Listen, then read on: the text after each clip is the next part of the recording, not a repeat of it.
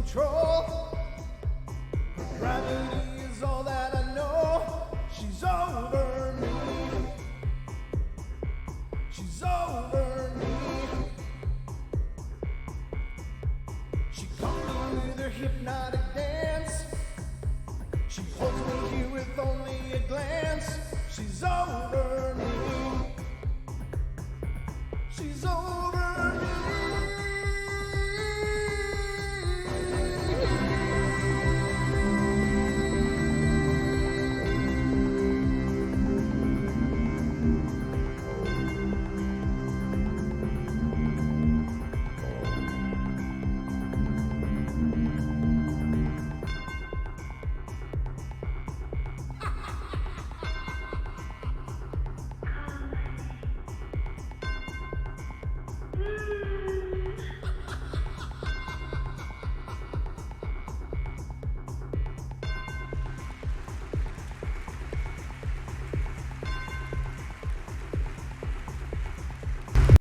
Hey everybody, welcome to the show. This is the Paranormal Portal Night Terrors. I'm your host Brent Thomas, and you are stuck with me. I hope you guys are doing great. Thank you so much. I say that kind of every night. That's kind of my same lead in. I don't know, maybe I should get more original, and so it's not just the same intro every time. But you know, what can I say? It's just like being home. Every time we come onto the show, it's always like getting back together with a great group of friends. So welcome everybody, and thank you all for being here. I'm Brent Thomas. This is the Night Terrors, the shorter format version of the Paranormal Portal, and hope you guys are having a great day. Thanks so much for being here with us. We got a lot of things to cover tonight. We got a bunch of stories pulled up for you. If you want to call in and be a part of tonight's show, please feel free to do so. The call-in number is 720-923-0500. Again, 720-923-0500. That's your number for fun right here on the Paranormal Portal. If you call it, I will do my best to answer it. So welcome, everybody, and hope you all are having a great night. Monday's behind you now, so you got that going for you. And now you're choosing to spend your night with me, which is, it's awesome. Thank you guys so much for that. But I don't know about you, but I hope you're all ready because it's time for bed.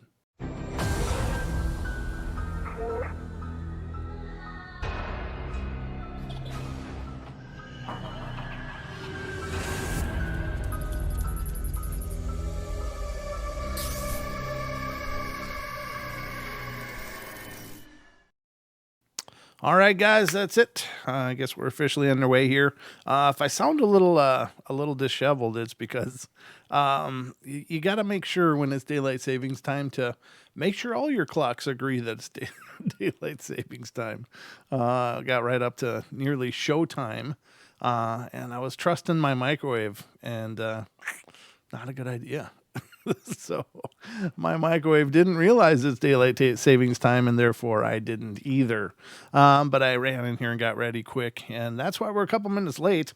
Not that that's necessarily unusual. I know we're 7 is the usual starting time, but I think we do pretty well getting on right about that time for the most part, unless Don's here, because then Don and I get to talking, and that's a whole nother deal. So, but that was the story tonight. I guess it's important to know when it's showtime on all the clocks, not just my phone and my computer. So anyway, I got some resetting of clocks to do around here, but I am here, and I'm thrilled that you are too. So without further ado, I guess we should probably get into it.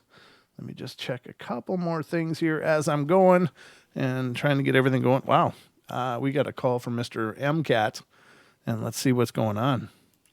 Mr. MCAT, you're on the air, sir. Hey, buddy. How you doing? I'm good, man. How you doing?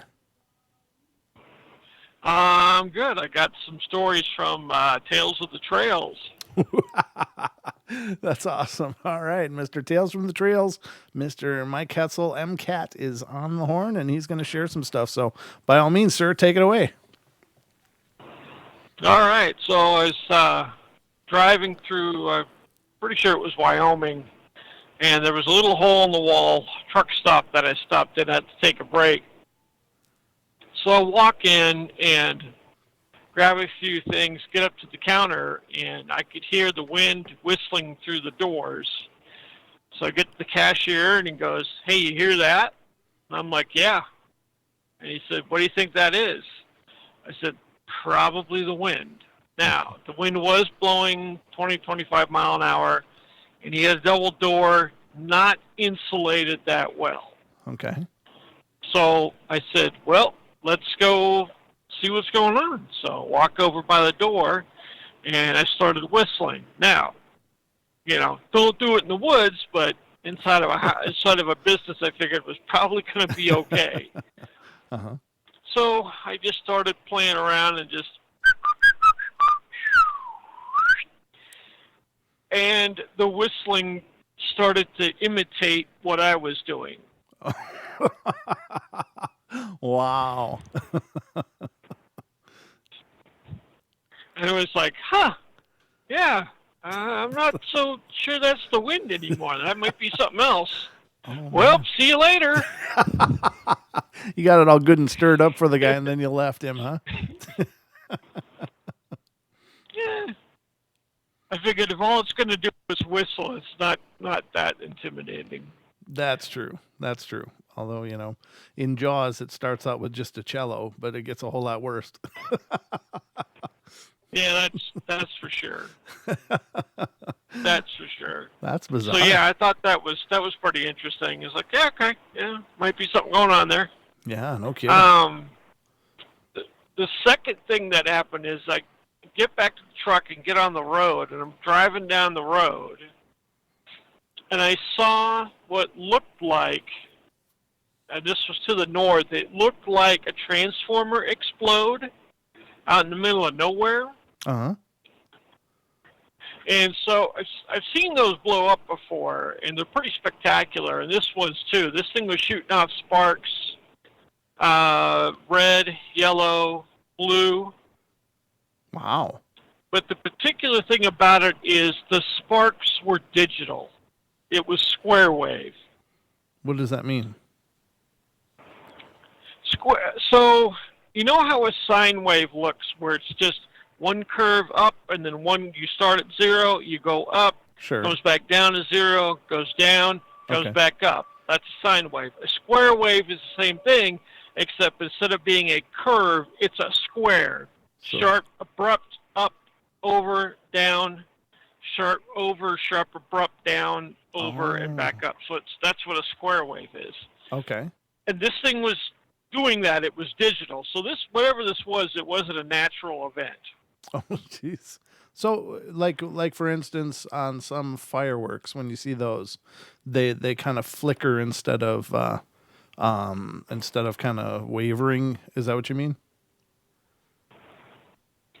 Well, I think no. What I meant was that this thing almost looked like a poorly pixelated digital movie, Wow. So it was like a simulation almost, huh? like a low resolution movie. That's what it looked like, and it was there for a minute, and then did this for, I don't know, 45 seconds, a minute, and then it was gone. I was like, that's weird. Okay. So what do you make of that? I mean, that's like, I've never even heard of that before. What do you make of it? I have no idea. It's not natural. Right. There's nothing in nature that's going to do that. Yeah. That's really Like if it was just because you've got things like ball lightning, and Sure. nature can do some pretty weird things, but right.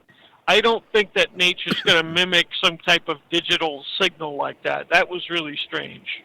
That is strange. So, gut feeling, do you think it was somehow extraterrestrial in origin, possibly? Or do you think it was a glitch in the matrix kind of thing? Or what is your gut telling you? Some type of military. Oh, okay. Yeah, that's See, a it good looked point. like it was seemed like it was man-made as some type of military. I don't know if it's some type of military aircraft or if they're doing some type of HARP thing.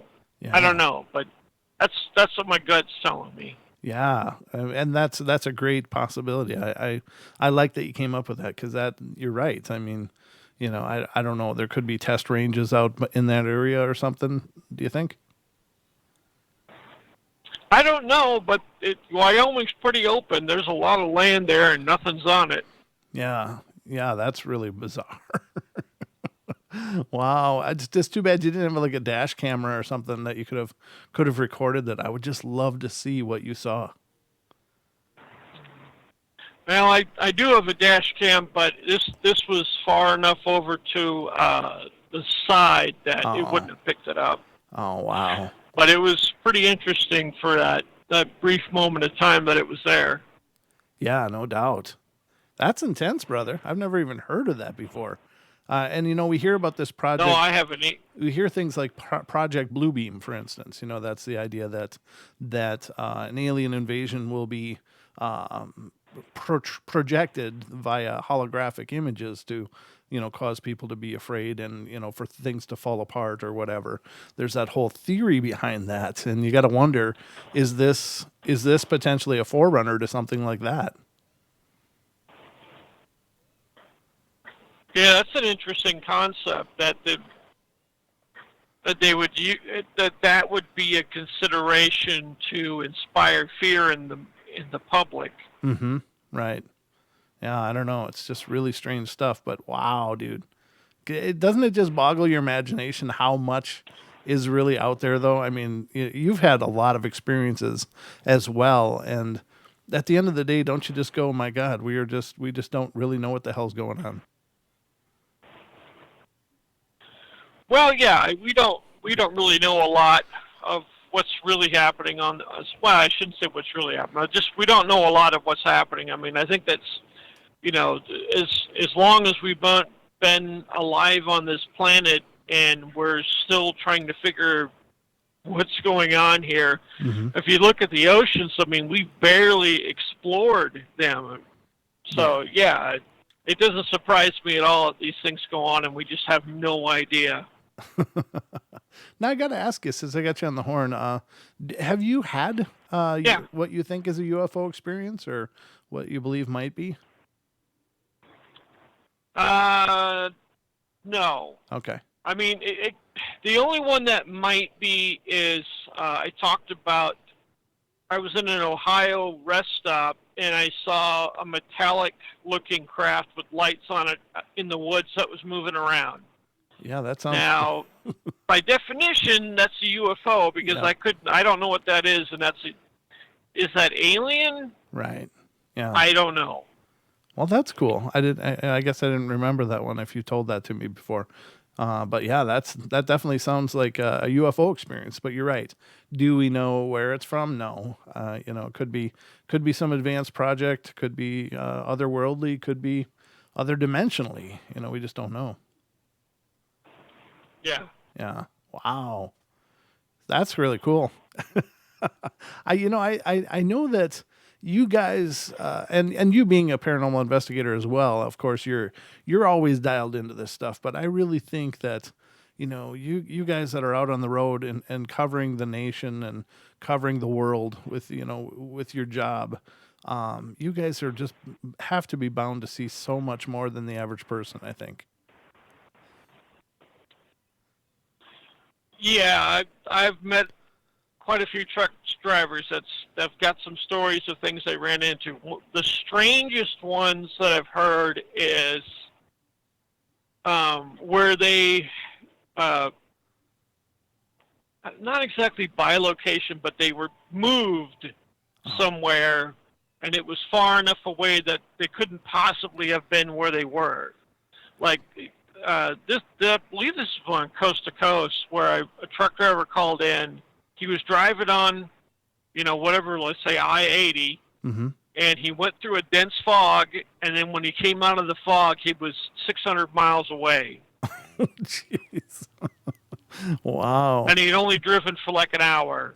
So he has no idea how he got there, and it isn't possible for him to drive that fast in an hour and get to 600 miles. So, There, yeah, there just does weird stuff like that. there does seem to be some kind of mystic quality with mists or fogs, and maybe not all of them, but just sometimes these phenomena, especially dealing with slips and dimensional issues and stuff, seem to manifest a lot through fogs or mists. And there's so many different stories that bring up some kind of fog or mist, and we've heard several of them on this show, both from listeners and things we've found to discuss. And I know the ancient Druids used to regard fogs as very mystical and very powerful, and there were certain rituals that could only be performed during that period. One of which was supposedly to go into the next world, the other world or whatever they called it, and the idea was you had to wait for a fog to come and set up the ritual, do the ritual, and if a gateway opened, you could go into there, but you're not supposed to ever touch anything, and definitely don't bring anything back. But if you don't get out before the fog is over, you're stuck. So it seems Wow, that's interesting. right. Yeah. So when you hear things like that, like the trucker just suddenly was 600 miles displaced from where they were, that is just, I mean, my God. Yeah, you'd think, and I think that there's something to that. That as soon as mainstream science really engages this kind of phenomenon, really starts looking into it, and maybe it's just not capable to yet with our tools and understandings. But I really think that we are going to learn so much once that really serious inquiry starts happening about the nature of reality and the dynamics of it. I think so too. One of the problems that science has is they just don't want to hear this kind of stuff. They don't want to hear this, Yeah. and like the journals are just like if you would go through and submit a white paper, which is like that's part of the peer review process. Mm-hmm. You put together all your information, who, what, where, why, and when, and you submit that to one of the scientific journals, Mm-hmm. and then they go through it, and then they print that, and then other people see that and go, huh, that's interesting. We should look into that. Right. And then they submit their information, and that's how we learn things. Well, if you go through that process and submit your white paper and the journals don't pick it up, we're not going to learn anything. Right. Yep. Good point. Like if let's say I completely botched it and submitted it, I want to know what happened. And if someone can poke holes into my argument, awesome. Yeah. Because now I'm going to learn something from that. Maybe I got to improve a process. Maybe we slipped up somewhere. Yeah. Good point. Yeah. And that's how the journey will grow and expand. You're absolutely right. But right now it's just these little microcosms of the lay people doing it for the most part. So until we can get some kind of concerted efforts on a community wide scale, you're right. It won't progress that fast. No, yeah, I'm right with you. Yeah. Well, very cool, brother. Was there any other stories, or was it those two? Just those two, man. Well, they were. So I'll let you go, and have a good evening, partner. You are always amazing, brother. Thank you so much for being a part of the show, and thanks for sharing that. And keep us posted. I want to hear it all. So. Yep, will do, man. All right, drive safely. Take care. All right, man. I'll talk to you later. You bet. Okay, we'll see you. Ladies and gentlemen, Mr. M. Cat, Mike Hetzel, our man out at the Tales from the Trails. He's a paranormal investigator and an over-the-road long-haul trucker. And he's been a big part of the show for a long time and has been a guest many times as well as a regular contributor. So thank you, sir. It's always a pleasure to hear from you. And I just like his approach. And he'll be joining us in Coloma in the second weekend in July. We're doing a get-together in near Missoula, Montana, and it's a ghost town up there called Coloma. And we're going to be getting together up there and investigating the ghost town. And if you want to see, if you're interested at all in attending, please feel free. There's no charge. You just got to be ready to camp or do whatever to stay up there. And we want to get together and investigate. And MCAT's going to be there. I'm going to be there. Don's going to be there. Our good friend Dan Pruitt, who is also a paranormal investigator, is going to be there. Duke is going to be there with his crew of Bigfoot researchers, because it's also a Bigfoot hotspot up there. And we are just going to get together. I think there's several other people that are talking about coming. Whether they do or not, that'll be remain to be seen. But it's going to be an epic time. It's going to be a lot of fun, and love to see you up there. So, second weekend in July in near Missoula, Montana, is where we'll be. It's an open invitation. The more people, I think, the better, because it's a huge area. There's a lot to check out. There's a lot to discover. Now, last year, Dan and I did it on our own up there alone on a mountain. And if you want to see what that was like, check out our investigations playlist.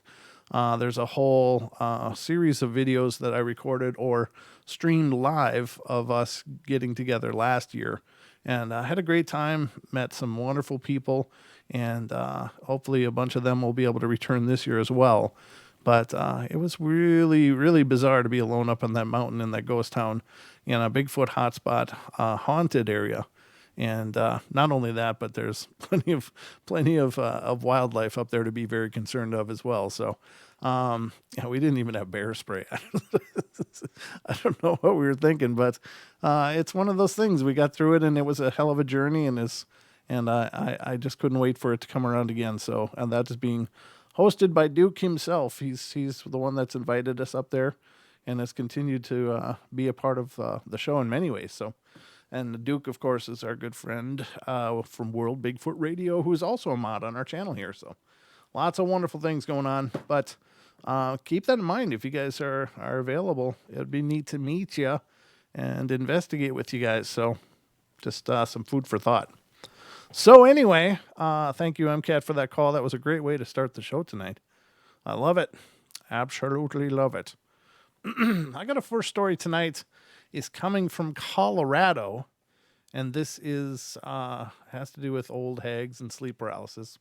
I'm kind of worn out on these stories, not because I don't think that it's a great phenomena, but it's unfortunately a very repetitive phenomena. It's like generally there isn't a whole lot of variation for sleep paralysis stories, in that somebody feels like they're being encountered, they are encountering a spirit as they sleep, which paralyzes them into a state where they're not asleep, but they can't move. And they are subjected to oftentimes a lot of terror. And it's certainly a horrible phenomenon, and it's very disconcerting, and it's horrible. I've experienced it myself over a period of years, and it's not a fun thing at all. But the one thing about it is that it's a very repetitive thing. It's the same formula every time. So other than the names of the people involved have changed, but for the most part, there's not a lot to discuss about it, because it deals with, a very repetitive phenomena. That's, why they do it. I don't know. Do they subsist off of us? Do they feed off of us? Do they draw our life force? Are they drawing something else? I don't know. It's a creepy thing, though. It's like being a fly in the spider's web, and it's a horrible feeling. And maybe that's why I'm tired of covering it, is because, I lived through it, and I've read you guys hundreds of stories about this. And it's just, I don't know, it's kind of something that I'm glad to put in my past personally. But anyway, I'll read you this one. It's pretty short. And it says, "Hi, I'm Carrie, and I thought I'd share my story with you. My roommates and I just moved into our new house about a month ago. And since the basement was a nice, clean, finished basement, I wanted my room to be down there. Starting from about a week after we moved in, I'd been waking up in the middle of the night to hearing voices. I'd go upstairs, and of course, everyone would be sleeping, so I just assumed they were dreams or something. And that was until last night. I just turned out the lights and lay down and was wide awake, mind you, when I heard a small child laughing. Sounded like it was right in front of my face. So very freaked out, I turned on my light and TV and calmed down, trying to think of any logical explanation. And of course, there wasn't one. I finally fell back asleep and woke up around 4 a.m. to extreme pain in my leg. I looked, and I had a bright red bite mark and a small handprint on my leg. I didn't tell my roomies this morning, as I'm sure they wouldn't believe me, considering they don't believe in ghosts, demons, or anything supernatural. Maybe one of you reading this has had a similar experience and would have some good advice for me. Also, in our utility room off the basement, some previous tenants, I'm assuming, had wrote 666 and had drawn pentagrams on the walls, but painted over that before we moved in. Well, this isn't really a sleep paralysis story, though. The person heard a giggling right in front of their face, got freaked out, woke up, decided there's nothing they could do, went to sleep, and several hours later woke up to searing pain, a bite mark, and a handprint on their leg. Well, that's not sleep paralysis, so I'm not sure what that is. It sounds more, I don't know, poltergeisty, I guess. That sounds more in tune with what they were dealing with, but I don't know. That's horrible. That's if anybody getting actually physically attacked is absolutely terrifying. That's a horrible thing. So let's open up some more. That was the last one that I had opened from last night. So I'm gonna open you a fresh batch of paranormal fun here.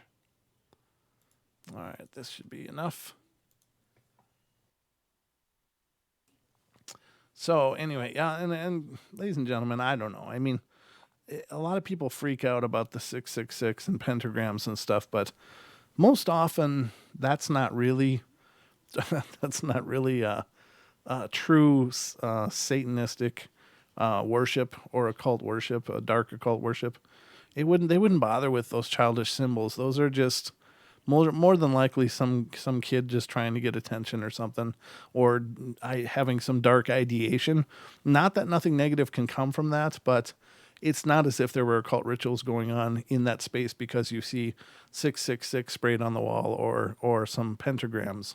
Pentagram in and of itself is not a negative symbol, traditionally speaking. It's just those kind of symbols are used mostly by goth people or somebody with some dark ideation, just going through some angst or something. It's not generally considered true devil symbolism. It's just almost a childish version of true diabolical symbolism. So I wouldn't necessarily worry about that. I would worry about the fact that somebody might be experimenting with things they don't understand and could cause problems that way. But generally, it's not as terrifying as you might think it would be, because that's generally not how it's done. So, all right, let's go to another one. Sorry, I'm just so froggy. There we go. So yeah, those kind of symbols are usually people that are young, inexperienced, trying to find some power, and so they just throw these symbols around like they think that's gonna draw some power to them or something, and it's really mostly misguided and foolishness. But it's not that they couldn't tap into something dark that way, but it's just really unlikely, and it's not truly symbolic of dark practices in a sincere fashion. There's plenty of other symbols and rituals and practices that are truly diabolical, and those are not it. Those are just usually people playing around, trying to get some kind of attention. Just my 2 cents. I'm not an expert, so don't take that as gospel. But generally, it's just kind of foolish attempts to touch something dark. All right, so this one's coming out of Minnesota. I'm hoping my voice holds together. Excuse me. It's this. All right, I think I'm ready. All right, it was July of 1984 when I lived in my apartment house. To date, this was the most haunting I have had in one period of time. I lived in town in an apartment house. Carmen and her husband Bill lived upstairs, and they were my landlord's parents. And they were in their 80s. Carmen was healthy and could still drive on her Sunday mornings, and Bill was mostly blind and somewhat deaf, and she was mostly taking care of him in their old age. They seemed to like me and saw me as protection for them, with me living in the basement. One day I came home to find that she had died on the way to the hospital during a heart attack. Well, this left Bill all alone, and stayed living there for 3 months with assisted living help, helping him at times during the day. And this is when I got visitors in the basement, with many occurrences. But the most predominant ones were what followed for the next 6 months. The first one happened one night when I was in bed and trying to fall asleep. I jumped after hearing a loud thump on top of my dresser next to me, sounding like a small firecracker, and happened again about a minute later. And frightened at this point, I turned on the light and stared at my dresser to hear it go off again. And not seeing anything, I was prepared to flee the apartment when it finally stopped, and I never heard it again. The second was a Saturday night when I was getting ready to go out for the evening. I had the stereo on and was shaving when the phone rang. So I turned the volume down to answer the phone and then continued to shave in the bathroom when I heard this heavy crash in the living room. I rushed out to see my large painting on the floor. I finished my call and went to see where the hook fell off, and that's where I was blown away to see that all the hooks were intact, both on the wall and the picture. The hooks were at least 1.5 inches, meaning the picture had to rise up over those hooks to fall down. Well, how could this be done? Not vibration from volume as I turned it down low. The next event was on a Saturday morning. I got up and left early to help my dad clean his garage. I came home at around 6 that night looking at my mail. My living room cuckoo clock went off. When I looked, it said 2 o'clock. I went to change my clothes and noticed my bedroom clock read 3:15. I then ran to my office and looked at that clock, and it read 12:25. All different times, and they were all correct when I left that morning. I then wondered if the landlord was here messing with the electrical or our power was out for a while, so I went to ask Bill, and he said no one was here all day, and there was no interruption of the electrical, nor was anybody here at all. My door was locked, and I had fresh batteries to keep the time in the clocks of my office and bedroom. Someone had to change them. I just couldn't explain this. After 3 months, Bill was moved to a rest home and it was vacant upstairs, and I know this, for I went up to look at it as I was considering moving up there. There was not a stitch of furniture in the place, and it was nights later and I was sleeping when the biggest fright occurred. I was sleeping and woke up to a noise upstairs. Well, this did not alarm me as I was used to hearing their TV blaring the 700 Club that aired at all times on NBC. I had gotten used to it for all the days I slept in the bedroom below their living room. As usual, I just turned over to get back to sleep when reality kicked in and made me jump out of bed. There was no one around or living upstairs.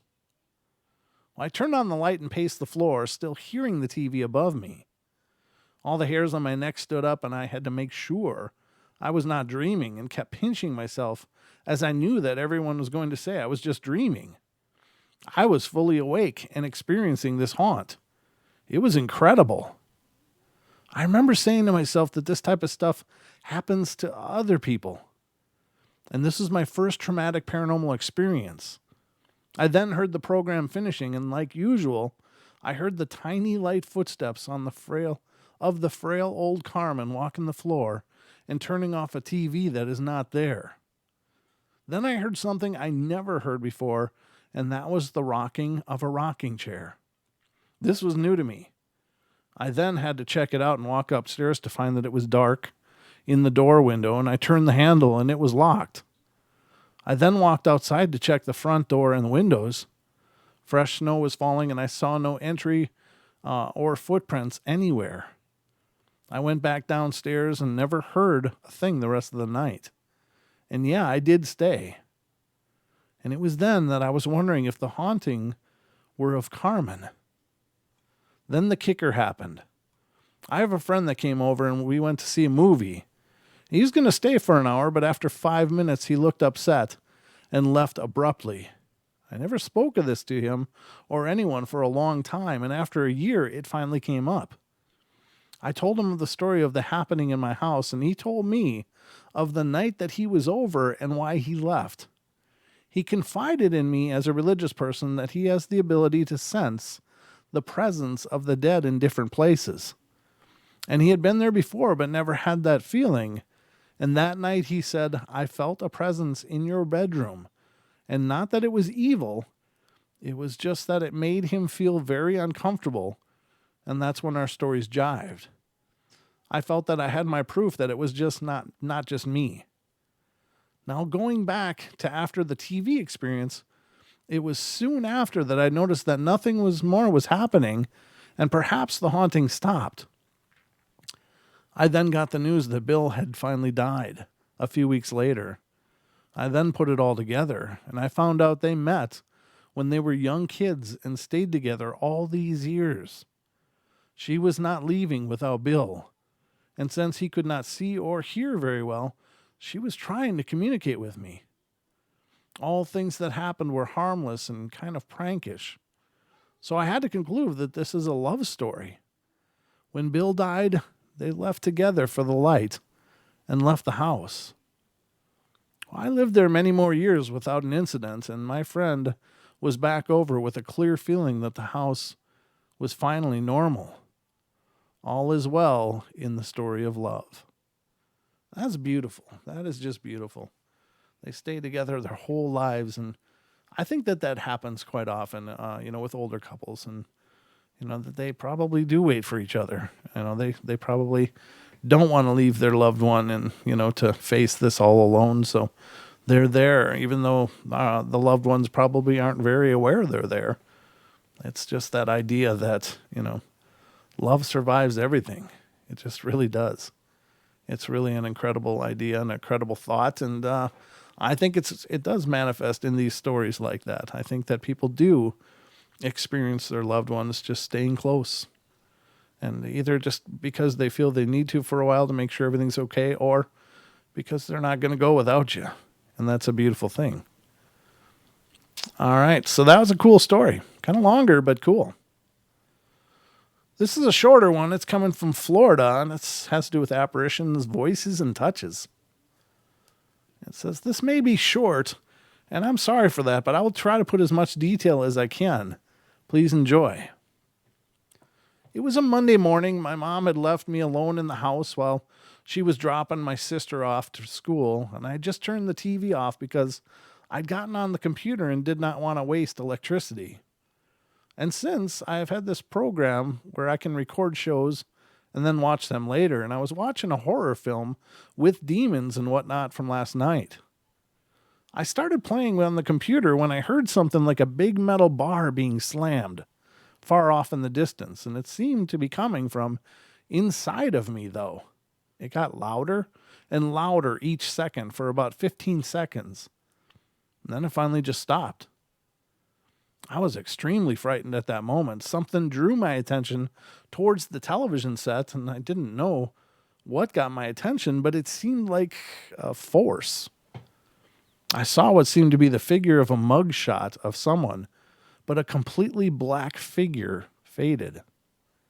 The eyes were bright red and seemed to dim and then shine again.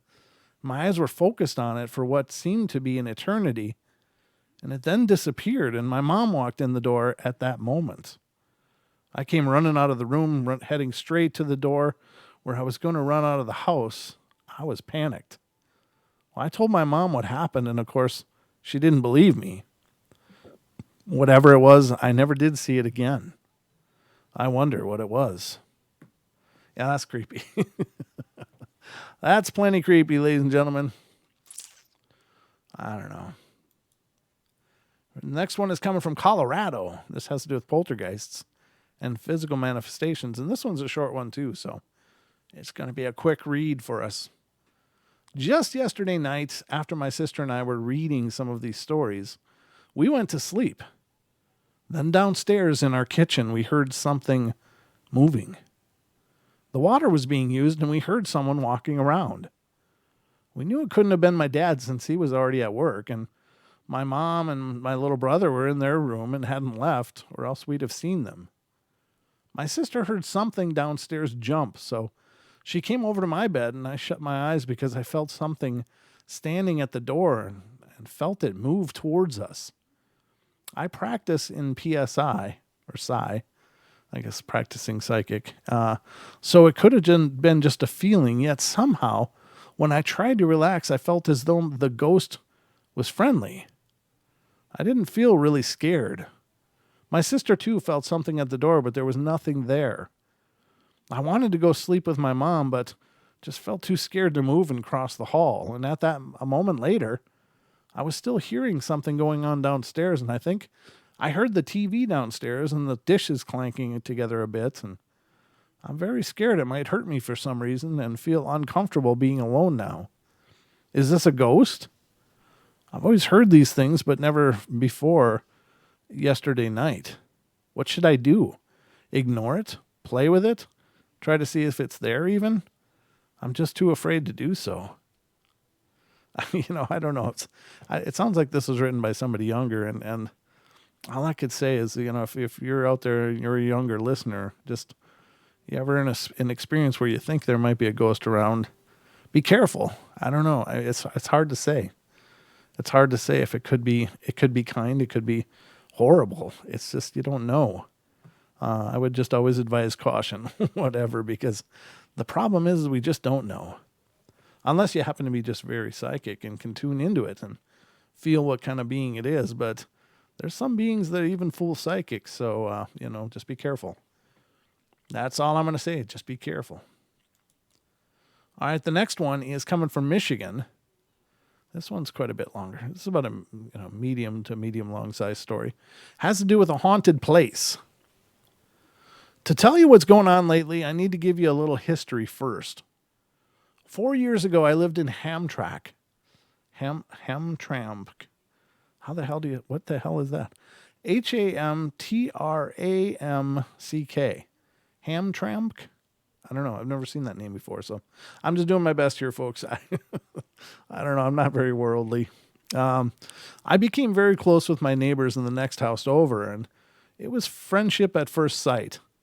They wanted to start a family, so they bought a house in Ferndale, a two flat brick 1930s Roebuck home. My partner and I lived in the upper flat, and they and their 3-year-old son, our godson, live in the bottom flat. Everything had been just fine and dandy until about maybe 9 months ago. They, up until recently, did not believe in the supernatural. The first thing to happen was when Sarah was fixing dinner. She felt something fall on the top of her head and then slide off and then fall to the floor. It was a magnet from the fridge. The only person home with her at the time was her son, who was wrapped up in a blanket watching television and deeply engrossed in it. The fridge is on the other side of the kitchen, so it would literally have had to fly across the kitchen to get to her. The second thing to happen was while in the basement, which we all share as a winter smoking room. I know, bad habit. Anyway, she and her husband's sister were smoking and heard footsteps above them walking across the living room floor. There were the voices that mimic. Many times either Nick or Sarah will be home alone and they'll hear the other one's voice call out to them. Nick was in bed waking up to Sarah calling his name from the other room, telling him it's time to wake up. He got up and went into the kitchen only to find out that he was alone. Later, she said she didn't say anything to him before she left for work, assuming he had to go in later. Sarah's been in the kitchen and will hear Nick talking to her, only to find that he had not actually come home yet, and that she's alone. Last week, Sarah was giving Enzo a bath and heard me and Nick having a conversation in the kitchen. She dried off Enzo and got him all excited to see us, only to find no one was there. We both were still at work.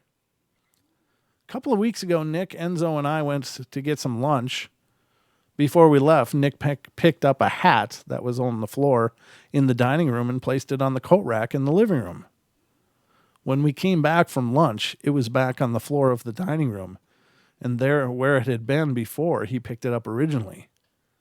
This was the first and honestly the last thing I personally had been around for. I don't know why this was happening to them, but Brad and I have not had one odd thing happen in our place. And we all live in the same house, same floor, layout, and everything. I go into their place all the time to let their dogs out to grab a cup of cat food and such, and I've never had anything happen or anything feeling uncomfortable atmospherically. I've had a few theories, and here they are. Number one, electrical fields that are creating a replay of past events explains the voices that sound like us and things that we say. Number two, they have a child that has tons of energy. I've heard that sometimes activity can center around children. I'm not sure why, though. Number three, they've had a recent influx of antique furniture that has come into their home, although the magnet thing happened before this. And I've heard that you can bring home spirits that can be attracted to items or attached to items. I suggest blessing the pieces just to be on the safe side, but I don't think they have yet, though. And number four, the neighborhood homes around us, one being built next door and two across the street, have had paranormal activity according to the people living in them. I've personally witnessed a ghost at the home next to us. Maybe we just live near a very charged area. Any insights or thoughts would be greatly appreciated. Well, it could be that, if the whole neighborhood is experiencing something, I would suspect that land is perhaps had been sacred to some degree or another. It had some spiritual significance in the past, the distant past, maybe the First Nations, or something to that measure. Or there was some tragedy there. I don't know. But whatever the case may be, it might just be a ley line convergence or something. But some areas are just prone to activity. And of course, if it is a spiritual area in terms of being a sacred area, a lot of times there are spirits that are charged with protecting those places. Those are, they are the guardians of it, and they might be pissed that there's all these houses popping up on their sacred ground. So, yeah, it's tough. That's really tough. That would be the hardest, I think, to deal with and to get rid of, because it's the ground itself. You can cleanse a home, and you can try to cleanse an area, but if it's that, then what do? You can't undo that kind of what do I want to say, disrespect or sacrilege that it would be to build a home on top of what was once very, very sacred, revered land. I don't know. I don't know how you undo that. You can try to appease the spirits. A lot of times with the First Nations spirits that are protectors and such, they're more natural spirits, and you can appease them with fruit trees or something as a gift or an homage to that energy and to honor it. But it's a tough thing. It would take a lot of work, and I don't know if it's possible or not. I guess you can only try, because if you have a home, that's your home. That's the only place you belong. And so you got to try to make it work as much as you can. So that's tough, though. That's really tough. All right. That's a good story, though. I like that. Very well written. And this one, let me check the time here. Yeah, this will probably be the last one. Okay. All right. So this one is coming from New Hampshire, and it has to do with apparitions, voices, and touches. Now we can do another one after this. This one's actually pretty short. It was late at night. I was in a guest bed at my two aunts' house. My mom, Lily, and Goob, or Stacy, my two aunts, were watching TV in the living room. Oh, we got a call. I'll get to the call right after this, so hang on, caller. The room was dark, and it felt cold, even though it was warm a few minutes ago. It was a couple of years ago. Must have been in the summer, because I went swimming a lot with my cousins. Anyway, it was around midnight, I guessed, when I saw a strange black figure. It looked more like a woman than a man because of its curves, and it was fuzzy, but I think she may have had a dress on. She looked as though she had white hair and light-colored eyes, like green or blue. My arms were on hair's end. Oh, my arms were on hair's end. And I was shivering, but I still don't know if it was my imagination or real life. A couple months later, my family was telling ghost stories, and I asked my mom if she believed in ghosts, and she said She did. She thought they were spirits that were going to hell. Oh, jeez. I asked her if she ever had seen a ghost, and she told me that she hadn't, but my Aunt Lillian's house was haunted. And then an old woman had died in the house, but I don't remember how or why. Anyway, she picks up things and organizes them how she wants, and she'll move soda cans from the coffee table. I don't know if I saw her or if I was dreaming, but either way, I still think it's creepy. I haven't been there since, and I don't really want to go back.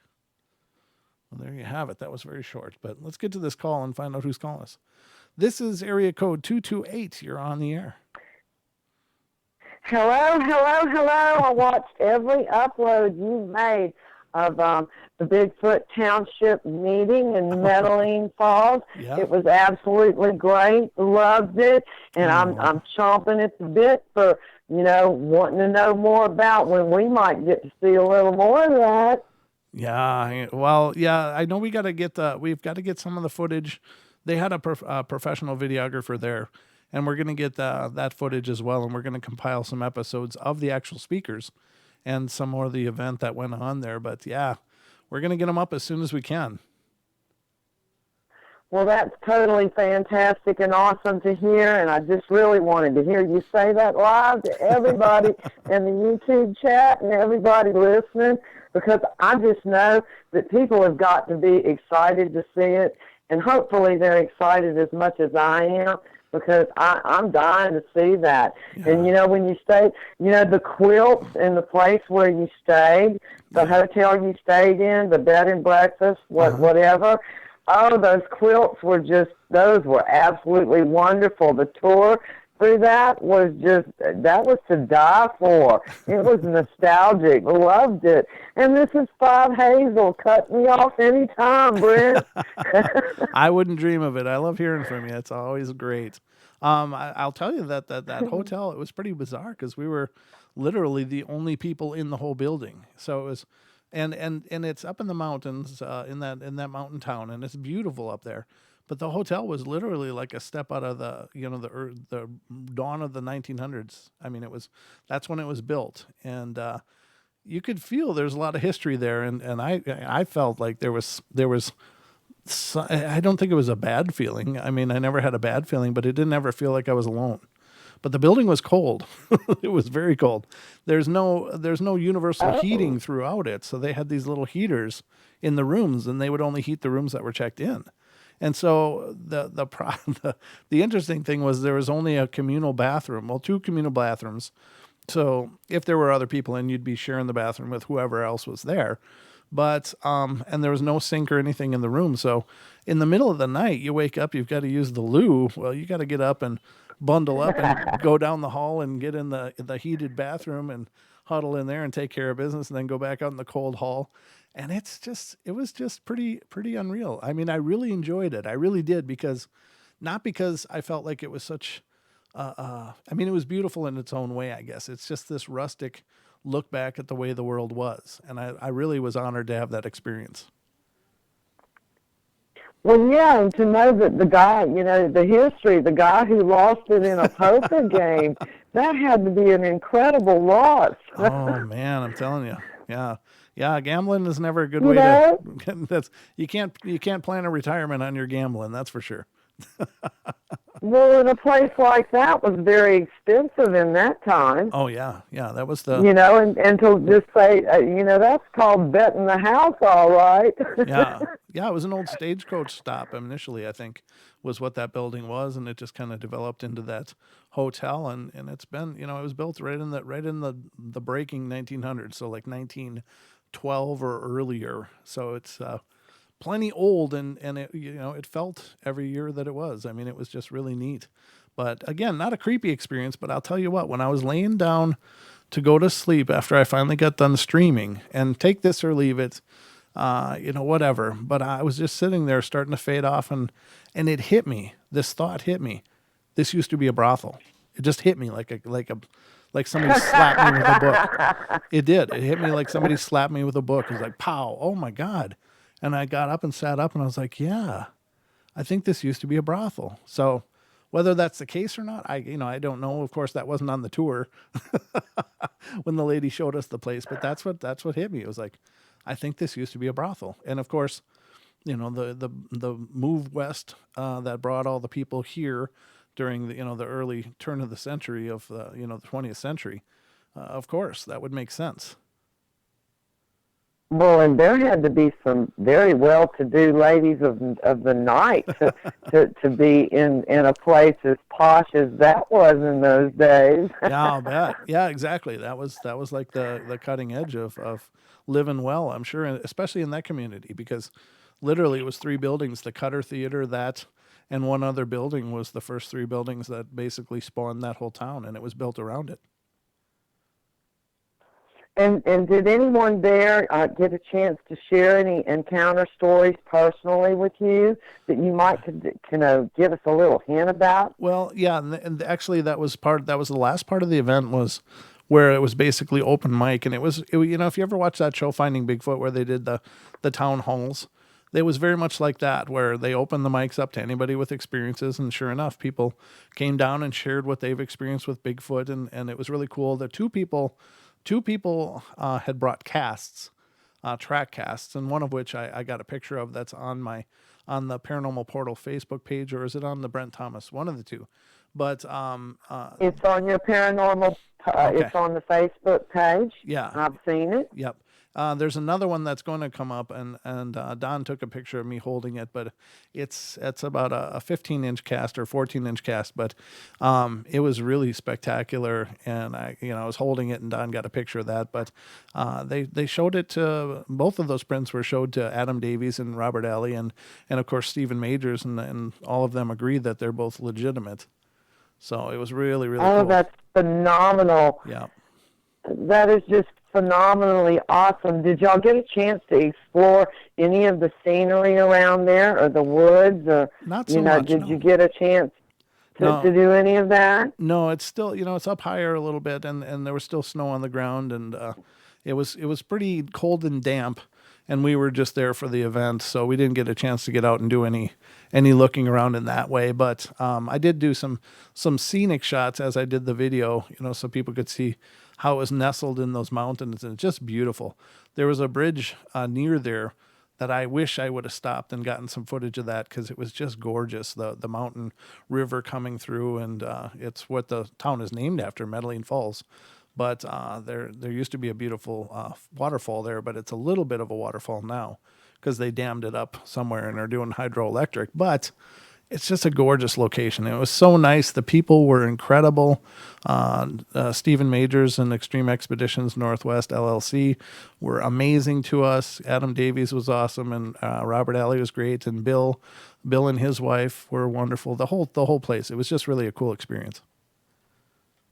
Where did y'all go eat? I'm curious. It was a little bar and grill called the Western, and that was over in Medellin, which is right next door. There's Medellin, and then there's Medellin Falls, and they're two towns that are literally like adjoining. So I'm not sure what happened that they made the split there, but sounds like some kind of old politics happened, and they kind of decided to have different towns.